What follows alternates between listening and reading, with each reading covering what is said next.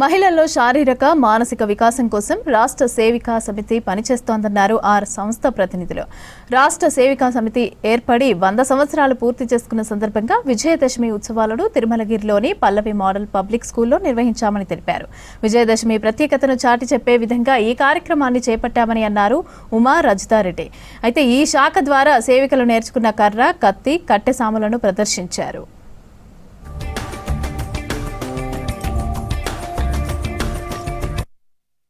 అది రాష్ట్ర సేవికా సమితి వాళ్ళు జనరల్గా ఎవ్రీ ఇయర్ దసరా ఉత్సవాలు చేసుకుంటారు.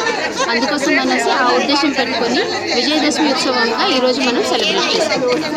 2 భాగాలు కలిసి సెలబ్రేట్ చేస్తున్నాం. ఒకటేమో సికింద్రాబాద్ భాగ్, ఇంకోటి బోయినపల్లి భాగ్.